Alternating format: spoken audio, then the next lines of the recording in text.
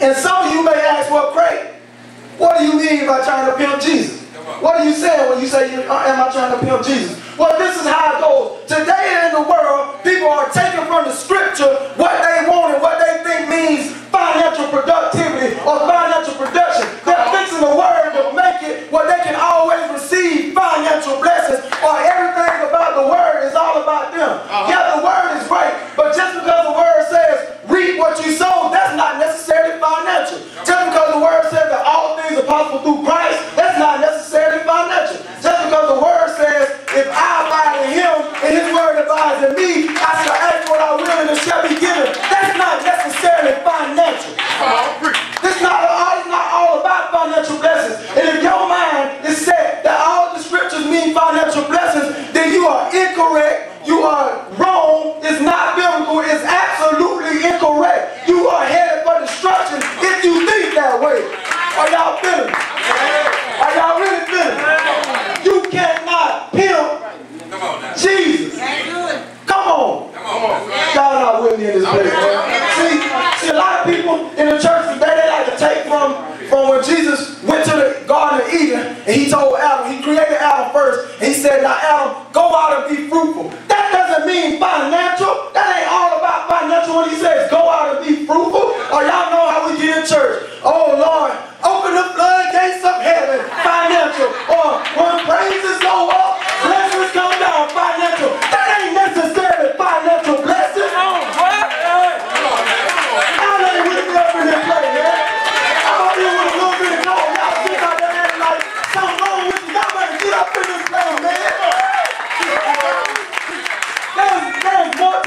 Walk than just receiving what you can get. He wants to bless you that you can bless others. Come on.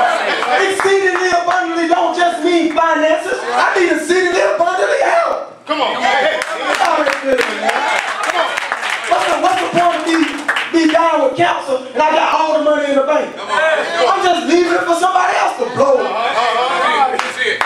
Come on, man. Let's go on with this word. Let's go on with this word. All this. And another thing, all this prosperity teaching. Well, if you give your offerings and your tithes, then you receive financial blessings 100-fold. Or why not give to the offering over here and the offering over there, and give to the building fund, and you know that the church hasn't paid the electric bill, and all these different things. What they're doing is they're trying to pimp Jesus. Why? Because the scripture in Proverbs 28 and 25 tells me, he who trusts in the Lord shall prosper. Prosper meaning rise above all. And then in Matthew, the scripture says, though I feed the birds in the air, do they worry? Though I dress the lilies of the field, do they worry? They're going to be here today and gone tomorrow. So surely you mean more to me. So what are we worrying about? Obviously, they're not really worried in the church. What they are doing, they are trying to pimp Jesus. If you are a church, and if you are living right in the church, surely God is not going to let the lights get cut off in his church. Come on. And for the students, oh man. Y'all know how we get when finals come up, which are coming up in a couple weeks.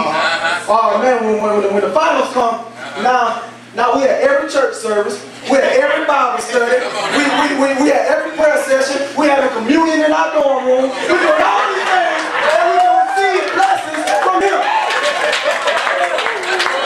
You're trying to pimp Jesus. That's pimping Jesus. You don't come to him just to see what gift you gonna get. What are you thinking about? I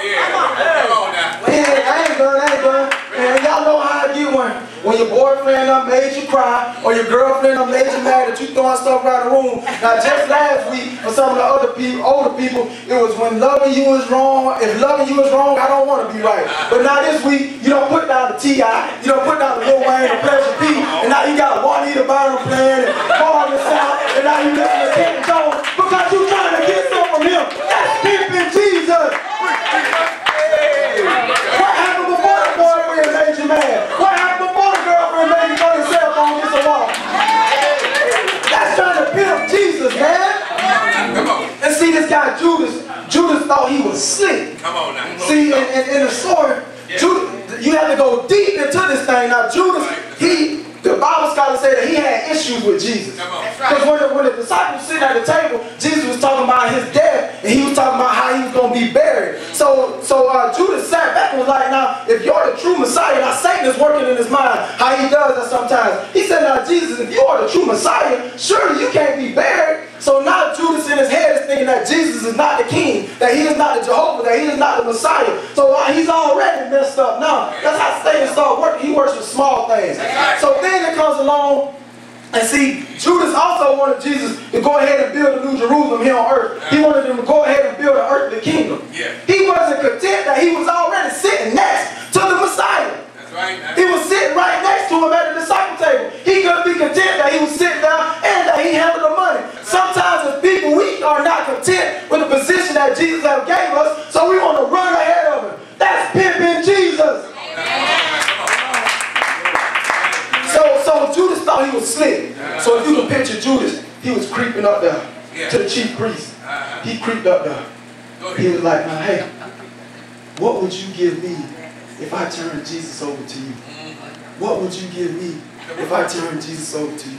What would you give me if I turn Jesus over to you? He thought he was slick. We got to understand there's no slick with Jesus. He said that the hairs on your head count. That means he knows everything about you. That means that he knows when you're going to do it before you even think about doing it.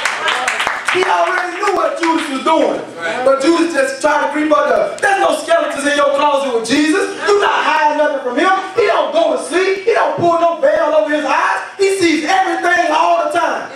So what you trying to hide, you are not hiding. The scripture says that he judges the heart. Your man judges the appearance. You can put on your nice suit. You can put on your nice dress and cover up these things for the world. But Jesus...